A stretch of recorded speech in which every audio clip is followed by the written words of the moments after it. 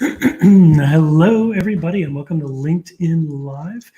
This is Michael Goldberg, and this is a new show for me. And I've started to focus on the job seekers and their journeys, appropriately called Job Seeker Journeys. And so today I've got two very special guests on. And the purpose of the show is to really help job seekers talk about their successes, areas that they need for improvement, and what they can be doing better in their job search through recommendations by asking each other questions, asking me questions, and even asking the audience for advice. So definitely want to jump in and introduce my guests here. I have, even though you see it as Eliza, her name is Lisa Smalling. Hello, Lisa. How are you? Hi, Michael. I'm doing very well. Thank you for having me. Oh, sure. No, I'm excited to have you. And then Akanksha Kele, and you can just call her AK for short, right? Yeah. All Yes. right. So I'm excited to have you guys on as my first two guests. We're going to continue this on weekly here for a little bit and see how long it goes. But the goal is to share your journeys. And so I'd like to kind of start by asking you to, and whoever wants to go first, to tell me, and we'll start with AK. AK, why don't you tell us a little bit about yourself, and then Lisa will have you do the same after she's done. Sure. Michael, thank you for getting us on this platform and giving us this opportunity. Sure. So talking about myself, my name is Akanksha Kale, and I'm a recent graduate from Northeastern University, Boston. I am a business analyst enthusiast. What I bring to the table for my employers is a strong relationship building skill. At the heart of it, you can say I'm happiest when I am talking to people, understanding what their problems are, and strategizing how best we can help each other. I feel my superpower is building genuine connections, and I have gotten strong feedback about this in the past. I am looking for opportunities as a business analyst, as a data analyst, and I can begin working immediately. And what I have for the future employers is a great return on investment. I can effectively collaborate with my stakeholders, which reduces the cost and time needed to rework on the projects. If implementing effective solutions and also delivering successful projects which match the organization's objectives. Excellent. Yeah, Thanks. thank you. So, AK, how about, Lisa, how about you? Yes, thank you. So my name again is Lisa Smalling. I'm an operations manager and also a leadership development expert. And I too have a superpower. Mine is matching people strategies to the business strategies. So what I really focus on is cultivating human capital. And so I have an approach that I do that, which is kind of from the inside out. So I do a lot of like emotional intelligence and personal development and coaching. Even in my operations capacity, I find myself coaching more often than anything else. And so I'm really a champion for performance management and, really improving the results of the organization at all levels. And so what I've been looking for is really a leadership and development capacity and to expand my experience as a senior level operations leader. So let's tell everybody. So Lisa, you live in where? New York City. I'm in Harlem. You're in the city. Yes. And then you're in Boston. So my Right. first show, I've got Boston and New York. By the way, sorry, Lisa, I'm a big Red Sox fan. So, Yeah. but there you go. So we'll thank you both for being a part of the show. And so, let's kind of start to do this. So, you both are currently you're both seeking a new opportunity, right? Are you guys Correct. close to landing? Yes. Have you where are you in your search? How long have you been looking? AK, you want to go? Oh, sure, I'll go ahead. So I have been searching more for little over a year now, and I am looking for either contract opportunities or full-time opportunities because I'm an international student and I do have a few regulations and a limited amount of days. So my EAD has already started from May. So I have time until August to find a job.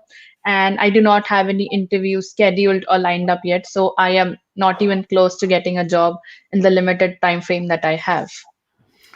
Got it. So what you're telling the audience is that that you will require some form of sponsorship Uh, if you get in, or no? yes. So I am sponsored until 23. I will need sponsorship after 23 if I have to continue working with an employer. But right now, I can begin working immediately because I believe it's more important is to put my skill sets to work and help the organization meet its goal. So I'm open to begin working without any sponsorship constraints. Got it. Um, and Lisa, how long have you been looking? Yeah, my journey began about 5 months ago now. So most of this year, I've been taking on different techniques and strategies to really see what it is that I wanted to do. So I'm also trying to switch industry. So that's added a lot of color to my journey. Sure. So let's kind of start at the beginning. Talk to us about what you did to initiate your job search. And you both actually come from very unique perspectives, right? So, Lisa, you've been in the workforce, but AK is just entering the workforce after graduating from college in a pretty tough economy. And I'm so sorry you're going through that, Yes. AK. But what are some of the things that you did when you first started your search? Tell me what you all did to initiate that search. What were some of the common things that you found yourself doing? So I'll go first if you don't mind. So for me, I knew because I was responsible for the hiring process in my last position. So I knew that things were different than what I was used to. I haven't looked for a job for 7 or 8 years prior to that.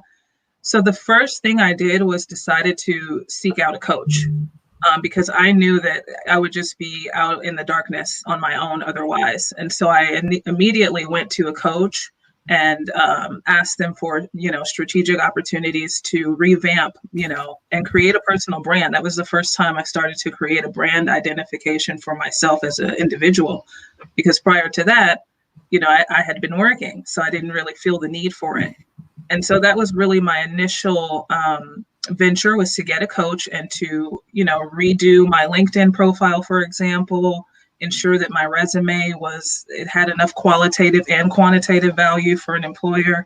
So I spent about 3 months with a coach, really going through the nuts and bolts of how to present myself out in the marketplace as a new hire.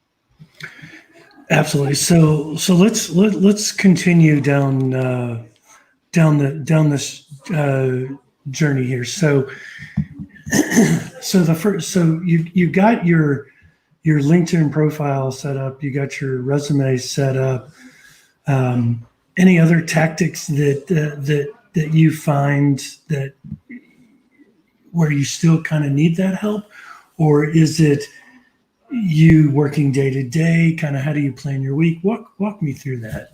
Sure, I'd be glad to. There's actually a two-pronged matter for myself personally. So in everything, to me, there's like an art and a science to it. And so having the coach and that strategy was the science aspect. And I really needed to ensure that I had all the nuts and bolts there. But the art for me was really working on, personal self, right?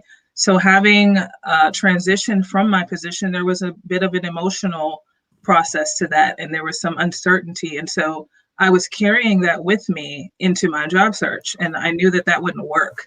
So I actually took a step back for a moment to really reflect and get clear about my personal values and then how that would play a part into my job seeking.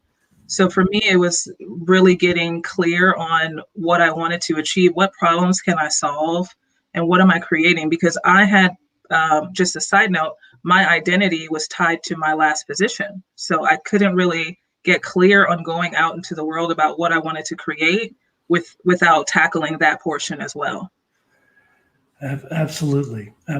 And I think, when you look at when you look at the clarity, I think that's super important. We're going to come back to clarity here in a few minutes, but I want to hop on over to AK. So AK, same kind of thing. So what have you done to initiate your job search? When did you start your job search as a graduate? I mean, obviously, you didn't expect to be quarantined and Right. You can't meet with companies and stuff like that, but did you utilize the Career Center? What are some of the things that you utilize to kind of get your job search started, and how long would you say you've been truly looking and working on finding something here?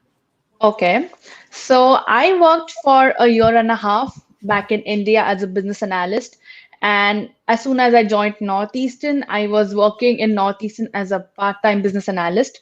And Northeastern has this unique co-op program, which allows you to do a co-op or internship. So to be honest, I started my search in Feb of 2019. My first aim was trying to get a co-op and an internship, but unfortunately, I was not able to land one. Then I switched on to my full-time search since December 2019. And I initiated my full-time search by two things. First, I gave myself a timeline that I should land a job by mid of April because I knew that my tentative EAD date would be May. And I Right. did not have an experience working as a full-time employee in the US market. I was a part-time employee in Northeastern. So I gave myself that timeline, but unfortunately, again, I missed the timeline because of the pandemic. Calls drastically reduced, hiring stopped, there were layoffs. So I missed that. And the second thing that I did was I was pretty active on campus. I was the president of a few clubs at Northeastern. So I was actually able to build genuine connections with a few industry people. And so then I reached out to someone who has been a career consultant since 25 years that we have worked together at college. Please, can you help me to have a career strategy, help me to revamp my resume and LinkedIn with the interview preparation. So that was really a boost for me because every Monday we have calls and then we decide for the entire week, what am I supposed to do? So I have a targeted career strategy right now. And that's good. So, I mean, have you been working with the Career Center? Has the Career Center been any help to you, or no? Yeah, so I have been working with Northeastern's Career Center as well. So we do have online sessions as well right now. So I am trying to get in touch with everyone and taking advices from everyone. Got it.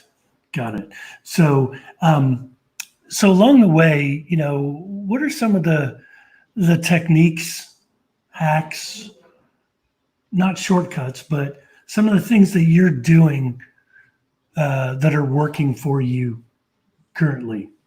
Lisa, do you want to start? Yes, thank you. I would say the number one thing, which we hear all the time, it's almost cliche, is networking, of course. But it really is pivotal. It's a part of the process that you can't shortcut that part.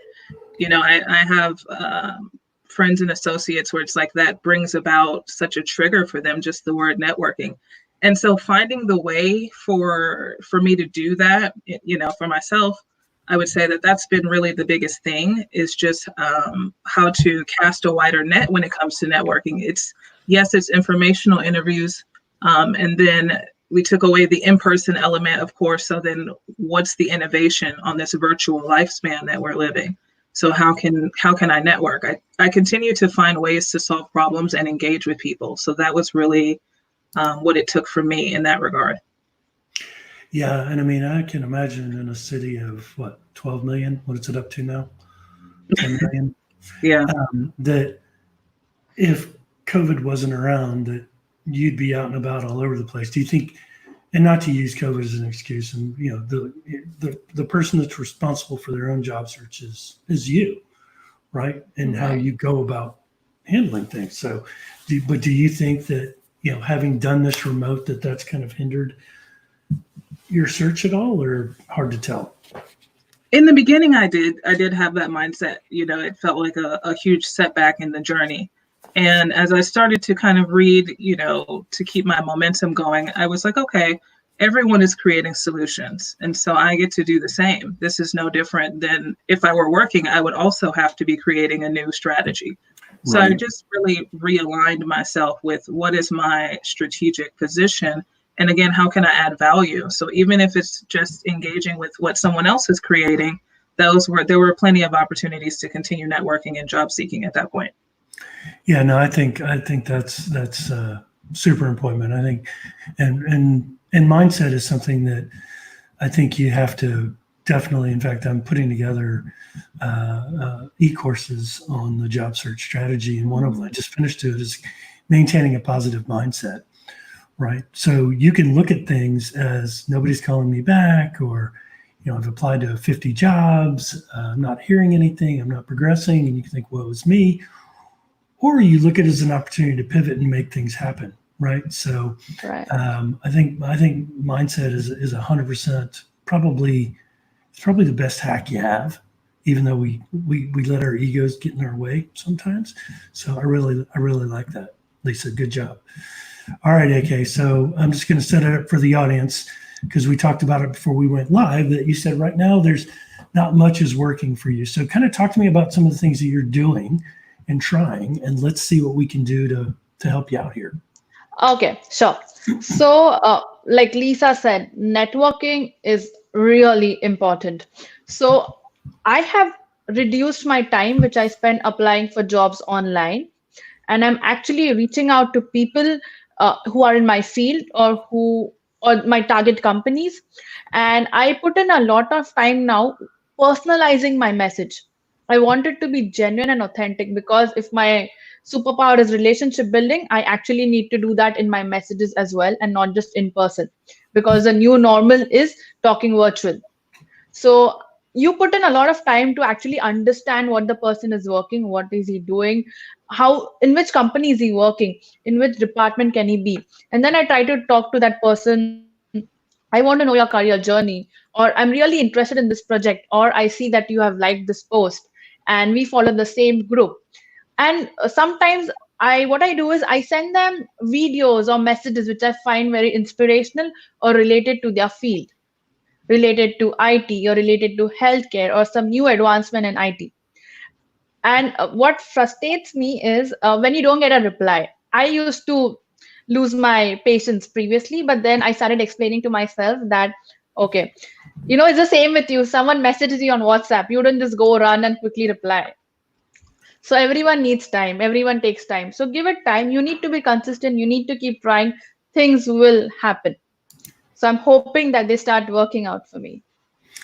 Absolutely. So my question to you would be, when you're networking, are you trying to network with recruiters, possible hiring managers, or are you just focusing on certain levels of positions? Because I think when you take a targeted networking approach and building contacts with companies that you're targeting out there, that's going to be a lot better than casting a wide net and see what fish come up in the Right.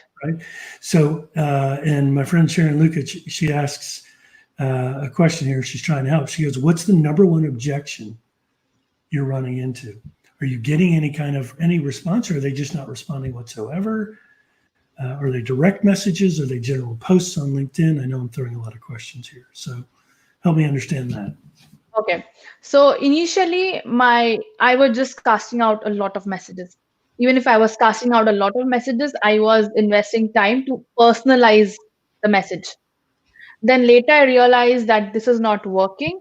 I need to have a targeted search, a laser focus that, okay, 10 companies, and I can get in touch with the employees who are a business analyst or a hiring manager or a recruiter. So sometimes I do get a response, hey, hi, thank you for reaching out. I would love to schedule a call. I would love to get back to you.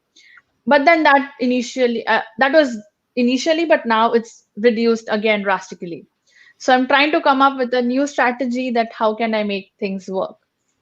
So let me hear from our audience members that are live here. Lisa, before I give my opinion, any suggestions to AK? Yeah, I mean, I think the targeted approach is valuable, and ensuring, to me, when I do that, there's some sort of relationship building that takes place. So I ask myself, what's the reciprocation, especially if it's a cold call, if you will. Where's the value for the other person to engage and connect with me? So I like to include that as well when I'm doing that. And I get somewhat mixed results for various reasons, but I do try to take note of what's working. And I ask as well. I asked my friends for feedback. I do have a couple of friends that are recruiters, so I've even talked to them about what's the way to reach out to a recruiter. And they say that they're always open to connections and people reaching out, but they don't like when it's generic. So really having that authentic approach that you talked about, I think that's what works best in my Right. in my experience. Yeah, no, absolutely. So basically, you want to, I think, the targeted approach, but having so instead of sending it out and build the relationship first, absolutely, with recruiters, with managers, with VPs, and making sure that you're connected to people that can connect you into organizations, your target organizations that you're hiring for. Most people, though, they'll start out with the following email or in-mail or however, whatever your approach is. Mm-hmm. Hi, my name is Michael. I'm currently in a job search and I was wondering what positions you have. Here's my resume. I get about 10 of those a day. That's not gonna work. Yeah. From recruiters. Why doesn't that work? Tell me why. Because when you give that person your resume, you are expecting the person to do the work for you. You're not telling him what your skill set is, what role are you looking for, or if you have found a role, the role ID, the name, what your skill set are.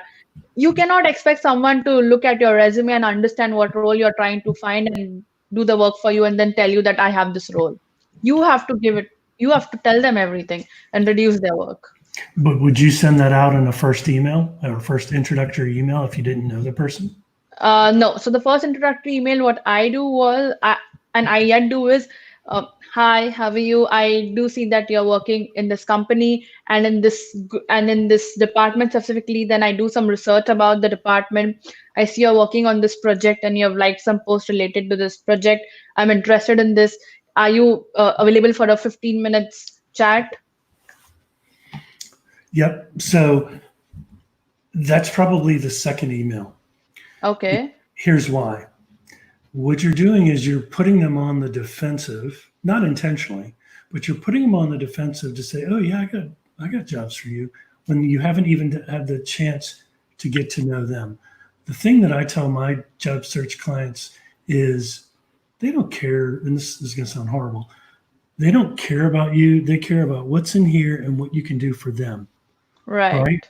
So it's almost like a sale. It's essentially the same as doing sales. So if you ever went into sales, when you're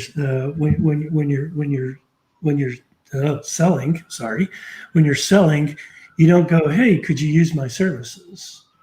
Right? It's all about, hey, I see, such and such company is growing, or I saw you guys were in the news regarding this.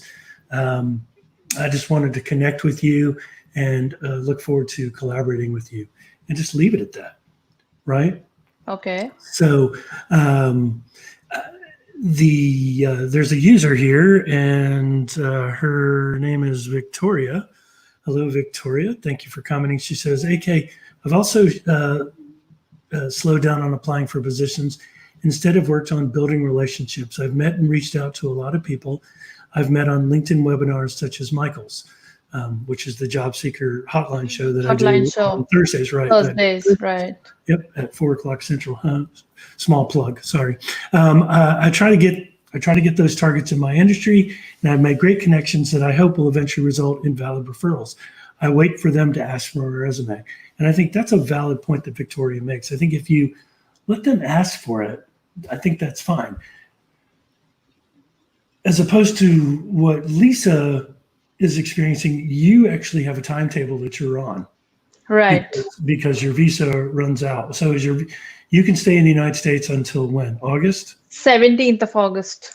17th of August. Yeah. So those are things that you're going to run into, but you don't need to let people lead on with that. You basically want to start with, hi, my name's AK. I found your resume and liked your posts. So I would say liking, engaging on posts, sharing their posts, or other ways that you can become more engaged, which with the folks. Does that make sense? Yes. All right. Lisa, I haven't forgotten about you. Sorry, just wanted to help AK here. So, No, that's great. Thank you. That's um, helpful for me too. So, Lisa, let me ask you: are there any unique job search techniques that you've used that you want to share with your audience? Anything unique that stands out? Yeah, sure. I mean, I don't know if it's necessarily unique, but what you just mentioned actually is kind of that engagement. I've really been focused on that aspect. And when I have an opportunity to identify a specific recruiter for a company, building the relationship with them before even mentioning the job, that was one of the things my coach advised. So, kind of doing some of the background work, if you will, to identify who they are as a person as well. How did they come to that organization? And then to try to get a sense of what they might be looking for. And so I try to think in their shoes as well, so that when I start up the conversation, it's already adding value from the beginning as opposed to my agenda, if that makes sense. It makes perfect sense. Find some commonality. Look at their profiles. Check out their Instagram posts. Look at their LinkedIn posts. Look at their Facebook posts. Look at their Twitter posts if they're on Twitter. By finding commonality and engaging with the recruiters to start, or even the hiring managers, it'll make good for you either in recruiter phone screens or in your face-to-face interviews. Right. So that's where the commonality, because you want to create that connection. That's all we're trying to do is say, because normally, you may get rejected and hear, well, it just wasn't a fit. And of course, you kind of want to try to figure out what that means. But what you want to do is you want to have that relationship with them so that they're more apt to respond back to you. And in fact, one of the comments from one of the best recruiters and sourcers I know there, but unfortunately she lives in the Netherlands, is Mila van der Toren. Hello. She said, so true. Candidates who do this are higher on my radar. And that's absolutely so true. That's what, everybody thinks recruiters are just ghosting on purpose. And while the bad ones are ghosting, let's just put it out there. But the good ones like Shamila is that they're going to appreciate the time that you took to form that connection. Does that make sense? Right. Yes. So to the both of you, so to the both of you, I mean, that's solid. That's advice that you should take. And it sounds like, Lisa, you've been doing that fairly regularly. Has anything from those kind of connection conversations led to, whether it be a recruiter screen or a hiring manager interview or some form of interview? Yeah, I definitely have had results with that, and even just more response in general. So sometimes if I've done it the other way as well, and I was sort of in an abyss, if you will, but I definitely feel like the other way in relationship building initially creates a more valuable connection. And then I've had recruiters then reach out to me and say, I have this, are you interested? Because they remember me. And so I had then the opportunity to say, yes, no, or these are my considerations, and then remind them of what I'm looking for as well. Absolutely. Absolutely. So feel free, if you are out there in the LinkedIn world, feel free to comment, provide suggestions. If you have any questions about your job search journey, feel free to ask away, and we can certainly ask our panelists here. So, AK, on your side, I know you said you've been trying different things. What are some of the things that you've been? And this isn't in the questions I provided, but honestly, what are some of the things that you have wanted to do but are kind of afraid to make that quote unquote leap to trying as a way to get people's attention? Honestly, I am thinking of sending out video messages out now and using BombBomb. BombBomb is a tool which allows you to send out video messages. So you're trying to connect with people in the virtual world. They don't really know how you look or what you do or or the way you talk, like you talk it in person. Just a LinkedIn DP is not going to do justice to that. So I'm thinking of using BombBomb messages and sending out video messages and commenting on people's posts with a video or a prop in my hand or something related is what I'm thinking of doing now, but I haven't honestly implemented it yet. Yeah, so for those of you who don't know, it's the word bomb, like I'm going to drop a bomb. So it's twice. So it's bombbomb.com. I'll put that in the comments here in a second. And that's an excellent idea. So what's kind of preventing you from doing is it a cost? Is it just putting yourself out there on video? Because if that's the case, you're doing it right now and you're doing a fantastic job. So there's nothing to fear. Nothing. Honestly, no. I mean, I just thought about this like 2 days back around. I was thinking like I need to do something different. So I got this idea on Sunday, but I haven't implemented it yet. So I'll be doing that mostly today or tomorrow, but I'm definitely going to start this because you have to get out there some way or the other. Well, you're going to have to let us know how that works out for you. Definitely. I would like to add one point, Michael. So what worked for me was, so when you look up someone on LinkedIn, you can see their groups that they follow and the groups that they are interested in. So I had a few people and we had 3 to 4 groups in common. Business analytics group or Excel users group, or we were following the same person. So I also put in a note in my message that we follow the same person and we have liked his post and we really like what he's doing. So that also started the conversation. I did not get an interview because I got a reply saying that the hiring has been stopped right now, but once it gets back, I'll be happy to put your resume ahead and we are in touch. So that also works. But that has been there since 1.5 months. I keep following up. I keep sending every week so that person remembers me. Absolutely, and I think that's a really good point. To be remembered is memorable. So Shamila, the recruiter in the Netherlands, said, she gets over 50 connection requests a day. I probably get about, I'm not as popular as her, but I get maybe 25. So 50% of what she gets, but she's a lot cooler than I am. So I'm kidding. But she says that when you're connecting with people, it's the ones that don't just hit connect. People just add a note and they show that engagement factor, not only when trying to connect with that person, but also in her content that she's posting out there on LinkedIn. She does a lot of LinkedIn posts, a lot of Facebook posts, things of that nature. So you're doing the right things, and I like that. I think LinkedIn groups aren't as popular as they used to be. And Lisa, I don't know, do you have a thought on those? But I just haven't seen a lot of, the groups keep growing, but I haven't seen a lot of, landings as a result of being a part of a group on LinkedIn. You? I haven't, but I do believe that there may be a turn in that tide, right? As people are increasingly unemployed, all the things will rise. So I wouldn't discount it in that regard. And I continue to do the same. I agree with that. Yeah. And also don't forget about Facebook. It's really interesting.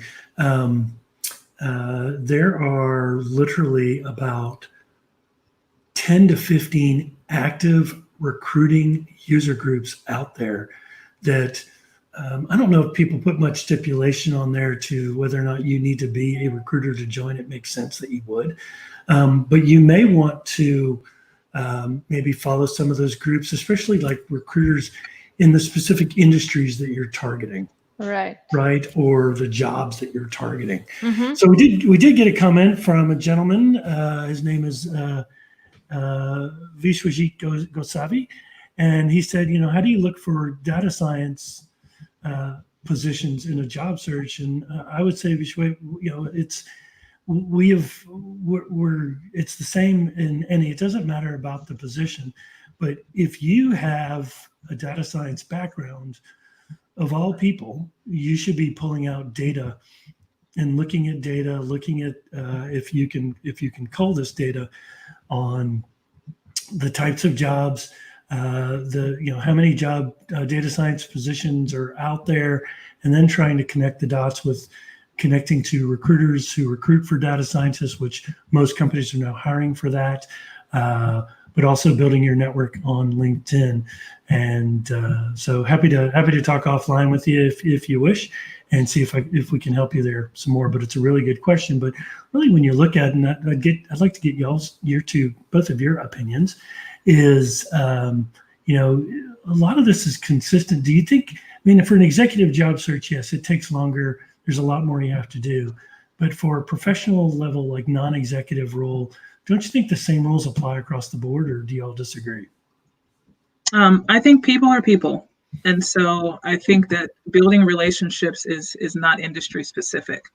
And that's what connects us all. There used to be that time where you'd be in the room and what do you do? And what do you do? And that was like so important, but it's really who we are, I think, more than what we do now. So I don't think that there's any caveat, specific to certain industries at this point. Absolutely. All right. So the next question is, so what have been some of the common frustrations that you've gone through, and how did you overcome it? And Lisa, you kind of alluded to it. Anything in particular that really started getting into your head that you really couldn't push out, and how did you overcome it and get it out of there?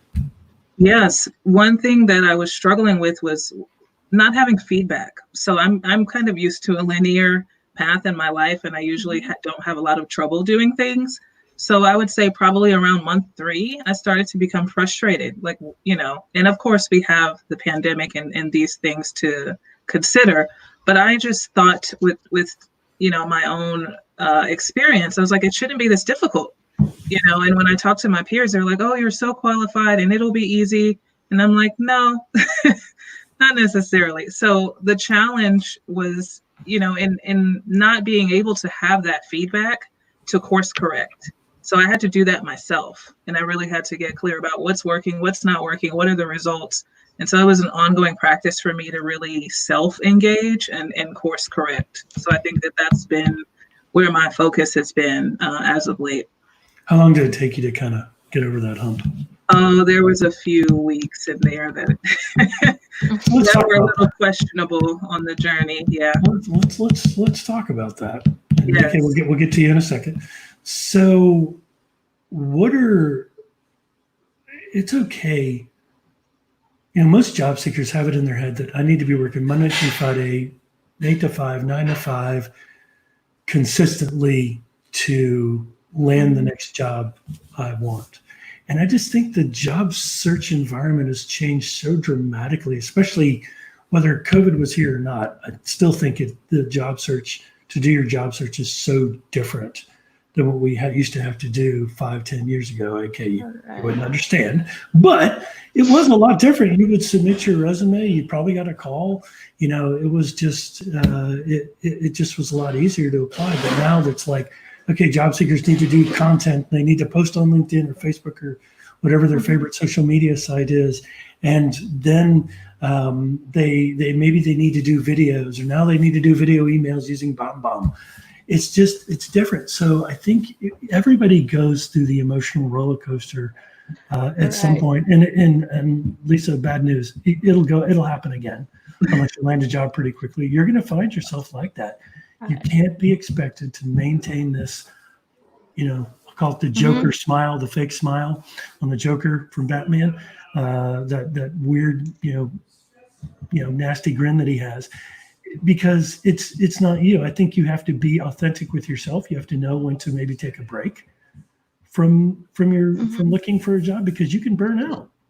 Have you found yourself getting close to burnout at all, Lisa, or not yet? No, I mean, I was able to spend some time there and really get grounded on what I was doing, because at that point, then I just was like doing the process, and there wasn't a lot of intention on my part.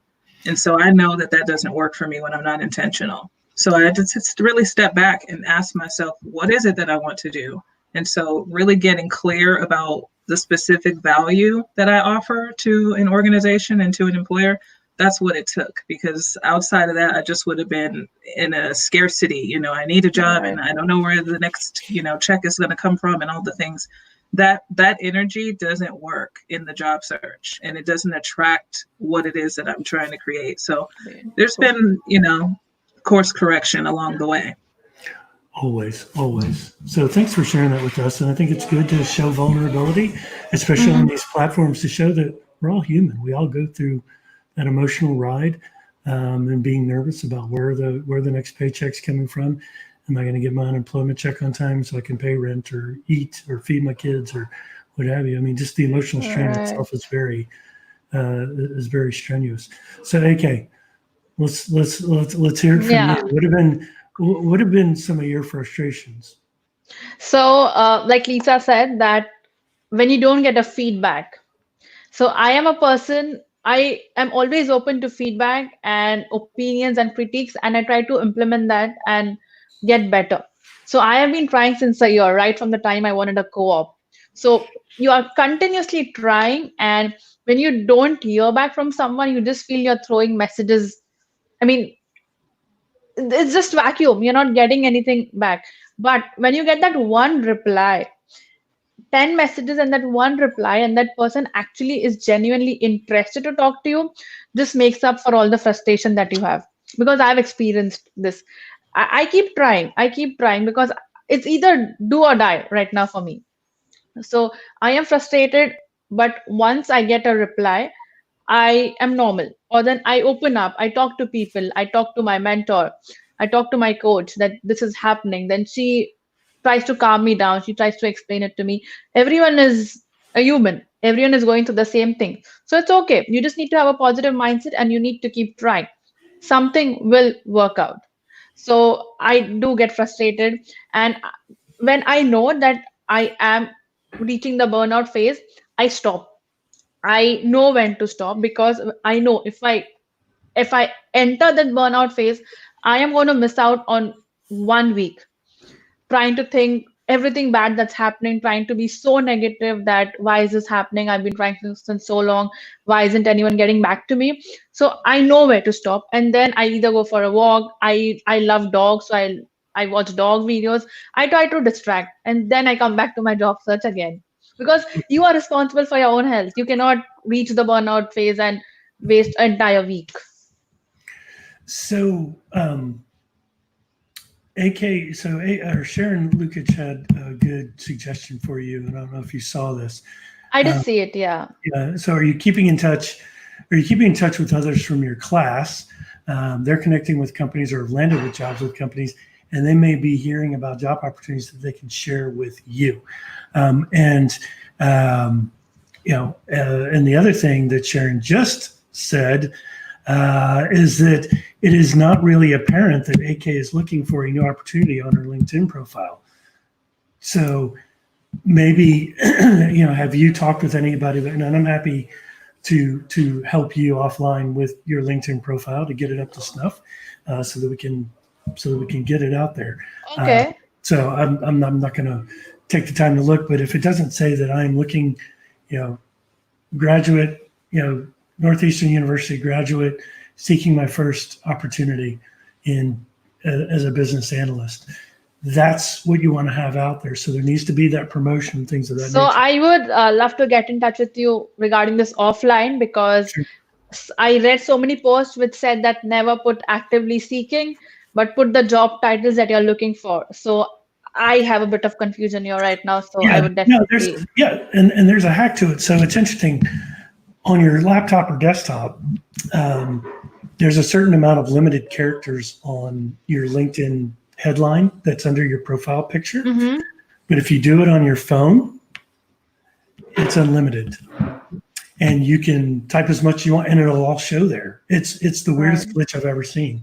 LinkedIn, you should change it so that both are open and you can have I that. will do that, right? And Sharon, thank you so much for taking the time to actually go and view my profile. I really appreciate it. And to answer your question, yes, I am in touch with my friends. We all are working together. We all are trying to help each other. I learn something new. I pass the information to them. They know of some job or some hiring manager. We get in touch with them. So we all are working together because we all are in this together and we all need to help each other. Absolutely. And so, and if you want the recruiter perspective, Stimila does a good job of bringing bringing it up, and I want to share this with everybody. It's going to block most of the faces.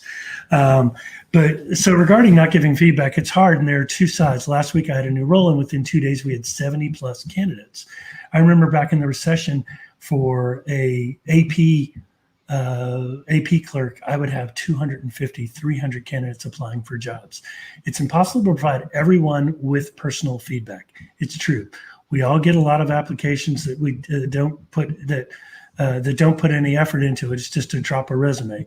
Those profiles get a standard reply, but the people who put a lot of effort, I do try to give them some context and feedback, but I totally get that it's really frustrating. So thank you for that, Shamila. And she's dead on. So you need to understand both perspectives, that while it's frustrating that nobody's getting back to you, you have to realize, so it's that positive vibe. Nobody's getting back in touch with me. I'm never going to find a job. It's just going to take too long. I'm going to have to go back home, and I really want to work here in the United States. Take a different mindset. The different mindset is, I'm sure, in this case, Jamila is busy and is not only working one position, but she's got 25 requisitions that she's working, right, with an average of 70 to 100 people applying for jobs. So you have to understand that there may be a reason that it's not on purpose, that they're ghosting you on purpose, or that they're lazy and they don't bother to do it. But, and I can say that because I've written an article on recruiters are lazy. But for the most part, you just try to put yourself in their shoes and what they're going through. I know it doesn't help you, but it'll help say, okay, I can only control what I can control. What I can control. Don't worry about what you can't control. You cannot control recruiters getting back to you every single time you apply for a job. Right. And so, taking a look at your resume, taking a look at your LinkedIn profile is something I'm happy to do for being a guest, and show up and to be here and to show up, in exchange. And for anybody that wants to be on the show, so for job seekers that are looking to get on the platform and share your story and maybe get noticed by recruiters like Shamila, even though she's in the Netherlands, I'm sure that there are plenty of recruiters that are watching that are just kind of laying low to watch what happens. So any questions that you all have for me, it's time to ask Michael, maybe spend about 5 minutes and then we're going to wrap things up here. Any questions that either of you have for me and that I can help you and maybe help our audience members on anything? I have. Sorry, go ahead. Yeah, sorry. So I have a suggestion when job seekers get frustrated that we are not getting a reply. What I do is I put myself in their shoes. Like, I get messages. Do I reply immediately? No. I take time. They have so many things to do. I am a job seeker. I do not have so many people sending me requests so many requests in a day, or asking for feedback, or just sending generic messages. But yet I take time to reply to messages. So I try to look at it from the other way, that I do not have so much, but yet I take time. They have so much on their plate to do. So they'll get back to you. Give it some time. Keep following up in a week or two, but they'll get back if you have personalized your message and your message is authentic. Your struggle will pay off. Perfect. I love it. So, and I think that's good. I think there's, you got to have coping mechanisms. And I think, as far as returning messages, it was funny. I was talking with Anna Morgan and a guy named Dan Irwin earlier, and we were talking about, when we get messages on LinkedIn or emails or direct requests to connect, if we're not in the mood to create content or to message at that moment, then we're not going to do it, because we're not going to be our true selves. So one of the things is that if you feel yourself kind of not in the best of moods that day, don't force yourself to put something out there. People will see that. They'll read right through it. But be genuine and be genuine and be direct in what your message is to your audience and to the platform. And I would take time to calendar in times to respond to messages. And I'd say that for anybody watching or listening, whether you're a recruiter and a sourcer, to take time in your calendar to respond to messages, maybe a working lunch couple of times a week to respond to everything, even though I'm sure you're getting a lot of those emails. Or just at the beginning in the morning or at the end of the day, take the time to respond to as many people as you can, but be sure to respond back in some form or fashion, especially if you're getting some kind of request on like a follow-up to a position you've applied for. So Lisa, how about you? Yeah, I would love to hear, Michael, what you have to offer in regards to changing industries, especially at a senior level position. So yeah, it's an interesting question. It's also kind of a tough question to answer, but I think what you want to go do is you want to do a lot of research. So I think, and part of my strategy when I'm coaching my job seekers is you've got to do the research on your companies. What are their, what do they do? What makes that industry so important? Is it recession or depression proof? Who are the key players in this industry? Who am I connected to right now that I can reach out to for informational interviews now, or do I need to engage and build relationships? So maybe, to somebody you don't know when you're sending an email or an in-mail is to say, hi, my name's Lisa Smalling, and I'm really interested in learning more about what industry are you looking at? So for example, education or. Right. I'm looking to get into whether it's elementary education or graduate education or any kind of higher learning models or education. I would like to set up some time to just, I want to take 10 to 15 minutes of your time so that I can have enough information to decide whether or not I want to go into this industry, some form or fashion of that. But it's really about, one, doing research, two, gathering the information you need from people within the industry, right? Because a lot of the articles you may read are either outdated or they're giving you two sides of the coin for you to consider, which is not bad. But I think, when you're in a job search and you want to make an industry change, you need to go out and learn about it as much as possible, because the other thing you need to be prepared to answer if you get on an informational interview is, what do you want to do in education, right? What are you looking to do, which then leads to more conversation about what you're looking for in your search. But you've got to have that ready. If you don't, then it's just like coming to me and saying, I want to be in human resources. How do I break through? Okay, well, what do you want to do in human resources? I don't know. I just know I want to be helping people and work in a human resource department. That doesn't cut it. There's total rewards, which includes compensation and benefits. There's employee relations. There is talent management. There is learning and development. There is recruiting or talent acquisition. And then there are generalists that can kind of do a little bit of everything. But I think it's important to know what you want to do and be able to talk to that. So when somebody says, okay, this is what I want to do. But what I would do is, if you know what you want to do, you want to target those people on LinkedIn who specifically do what you want to be doing, in your next opportunity. Does that make sense? Yes, absolutely. Thank you for that. It's really valuable. That help answer? Yes. Thank you. Right. So we are sitting here at 53 minutes past the hour, generally trying to keep this to about 45 minutes. So I wanted to say, Michael, I'm sorry. So I am assuming that there might be job seekers on the show as well right now. Mm-hmm. So what feedbacks or what opinions or what suggestions do you have for job seekers who have a limited time and who are international students? I would say that my advice is going to be this: it's going to take a little bit longer than usual. Number one, because you require sponsorship, and so convincing companies that your skills and what you bring here are going to be better than anybody they've gotten in their candidate pool. And I used to work with H-1B visas and green cards all the time. And, the government, especially under the current administration, I'll just leave it at that, really wants to try to get Americans to work first. I know that's not what you want to hear, Yes. but it's Yeah. but it's reality, right?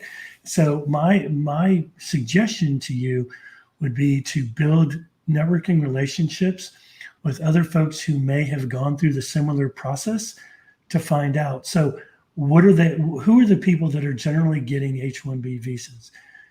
I would say, and maybe I'm just guesstimating a number here, that I'd say 85 to 90% of them is in the technology sector. They don't Right. have, because the U.S. has not done a good job scaling up people to go in to learn SAP or Oracle or, back-end development.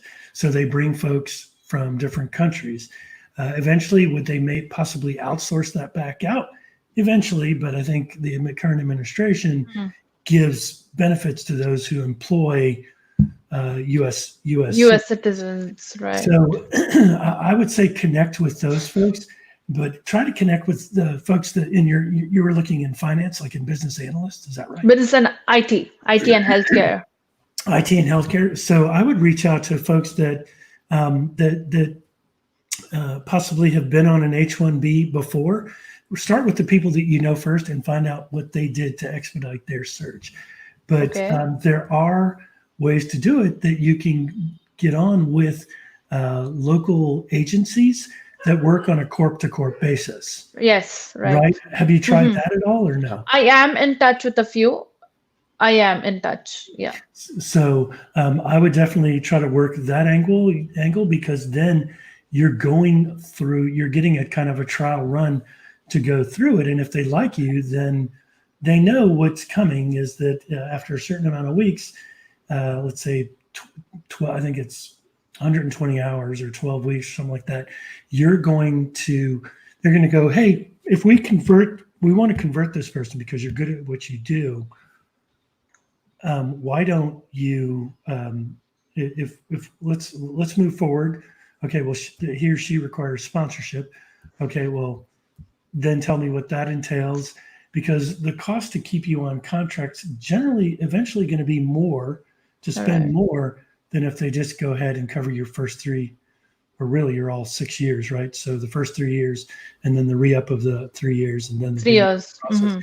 If you're a valuable process, be prepared to have a buyback clause that if you leave within the first year after being sponsored, that you would have to repay that total amount. Mhm. So definitely where you go, I think it's good because it shows loyalty on both sides, right? Right. Loyalty on your side that, hey, this company has invested in me in my first U.S. job, Mhm. right? Okay. And that's super important. I think a good person for you to network with, her name is Nisha Raghavan, Okay. Raghaven or VAN. I gave her first opportunity, but she had just landed her green card. So, Oh, okay. right. That's nice. So, but she's an excellent recruiter. She works for the American Heart Association, which I hired her to. And she's a fabulous person to connect with on LinkedIn. And Okay. talk to her about it. And she may have some other suggestions that I don't. Lisa, any suggestions on your end? I don't know if you've worked on H-1B. I don't have a lot of experience in this regard, so I'm taking it in. Yeah, absolutely. So, and I think, and Sharon makes a good point. She goes, target companies that are open to H-1B and sponsoring students. Mhm. And that's probably a Google search. But Yeah. again, we can talk about it offline. So, Yes, we will. So thank you both for doing that and for being a guest on my show. I'm happy to speak with you offline for an hour, and that I will also send you the job search workbook that I've put together Mhm. that I work with my clients on to send to you so that you can maybe use that to help you get help you more focus your search in other areas. Lisa, maybe the coach didn't cover that, and AK, I think you'll get a lot out of it. So I'll send you Sure. both that an email after Okay. the show. And thank you everybody who tuned in. This has been great. To Sharon, Jamila, to who else is on here? I always like to thank the people that popped on. Victoria, to Vishwajit, thank you. To Shengar, thank you so much for tuning in. We'll be live next week at 1 o'clock Central Time. Next time, we're going to have 3 guests, so that'll be even more interesting. But if you want to be a guest on the show, feel free to reach out to me at michael@hiringtransformed.com, and I'll be happy to get you scheduled, and we'll go as long as you want here for everybody. So, but to have my 2 inaugural guests, Lisa and AK, Michael, thank you for giving us Thank you the so much. opportunity to be on the first show. It was an honor. Thank you for everyone who tuned in. And it's an honor Lisa, for me. Thank you. yeah, Thank you. namaste. No, yes. Thank you all. And It's Lisa, an it was honor great. to- Yeah. That's right. Absolutely. If you 2 could hold on, I'm going to end the broadcast here. Yes. Okay. And thanks everybody for joining us. We'll be back. I'll be back on LinkedIn Live this Friday at 11 a.m. Central. If you want to join the Job Seeker Hotline show, which I know AK has been a part of. Lisa, I don't know if you've been a part of it, Yeah. but I would certainly welcome that to you. If you DM me on LinkedIn, I will send you the calendar invite that has the link to join. It starts at 4 o'clock in the Central Time Zone, 5 on the East Coast. If you can be a part of it, we go for an hour. We bring in special speakers, and then Anna Morgan and myself join the fray, as well as we certainly get involved and talk about our job search strategies and help everybody land. So thank you so much.